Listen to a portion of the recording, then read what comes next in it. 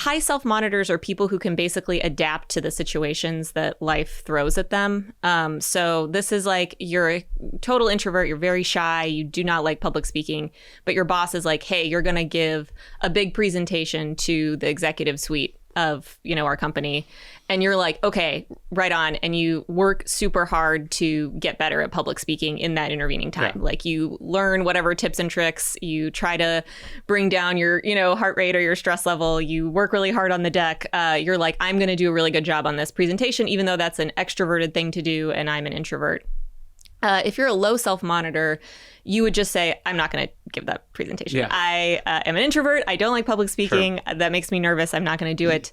I think there is something to be said for being a high self-monitor and for taking on challenges that require skills that we don't have yet. Yes. And learning those skills maybe in the process. Yeah, it's like if you identify too much with your identity, it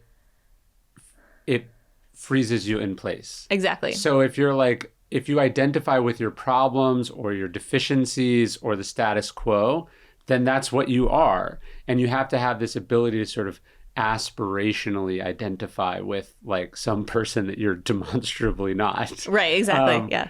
And maybe the way that isn't insane is that you are actually identifying with some slightly less visible trait. So, like I'm always curious, like, how do you know you can do something you've never done before, right? Other than like ego and delusion, which it can be helpful as an artist, certainly, or an entrepreneur. But I think what you're identifying with or what you're basing that on is like, I'm a fast learner. I don't quit.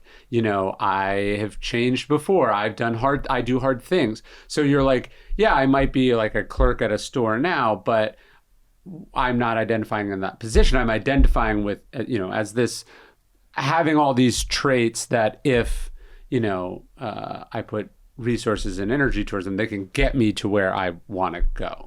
Yeah, and I think that's like a much more hopeful way of thinking about personality change than like, I suck, I gotta be different, Yes. It's sort of like using your existing strengths and times that that you've changed or improved or just tackled something really hard in order to make lasting changes to yourself.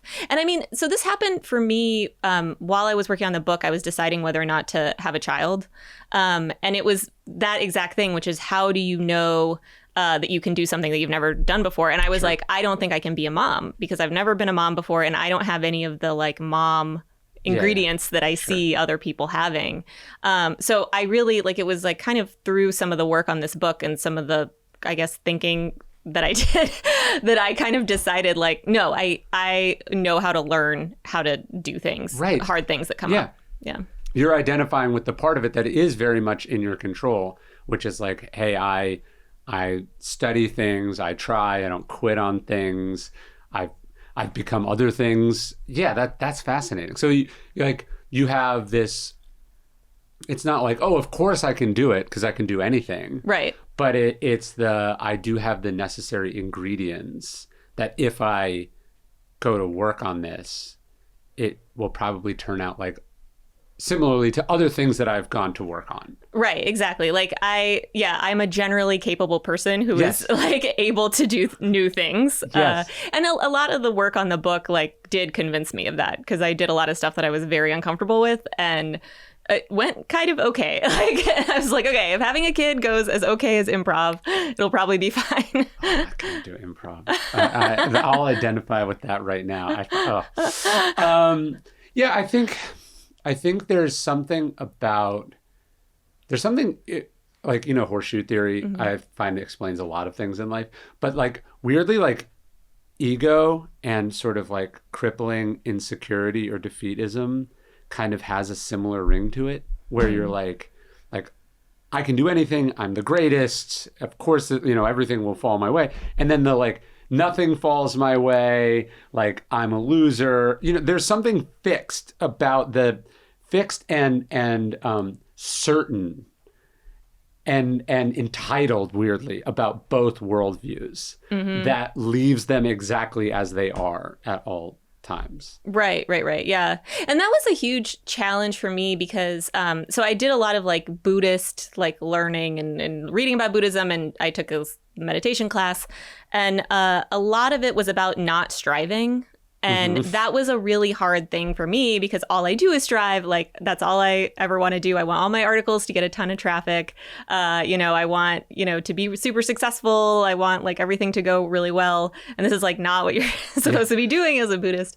And I really kind of found that it was sort of the middle of that horseshoe that was the sweet spot, which is striving super hard, knowing that you're capable of trying hard, that you're like, a decently capable person, putting all your effort into something important, but then ultimately letting go and realizing that you can't perfectly control the outcome, that like some things are stochastic and unpredictable, and that you don't have total say over how things go. To me, that was sort of the kind of sweet spot that I landed on, because I did kind of ding between the two ends of that horseshoe otherwise. I think this is where Stoicism is better than Buddhism. To me, what the distinction is like, I'm going to be very ambitious and focused on the things that are up to me, and I'm going to be as indifferent as I can be to the things that are not up to me. So like, hey, like I'm going to try to write the best article that I can. I'm going to try to write the best book that I can. I'm going to try to develop myself as much as I can. Whether other people recognize that, appreciate it, like you're going to want to sell as many books as you can, but you ultimately don't decide where it lands on the list, or if it gets skunked on the list, or if somebody bigger or more important than you comes out the same week, right? There's all so it's like if you can become really ambitious and focused on where you have agency, which is like the process, and then striving is the wrong word, I think, because it's just less attached to outcomes outside the process. To me, that's not just a recipe for like doing really great stuff and potentially succeeding, but it's also a way to be sane inside a potentially very disorienting process on one hand, like if you succeed, and then disappointing if you don't succeed. You're like, hey, I did everything that I was capable of doing. I grew from this. I made something I didn't even know was possible when I started, so that's success. And then any material or, critical success after that is just extra. That's philosophically where I try to think about it.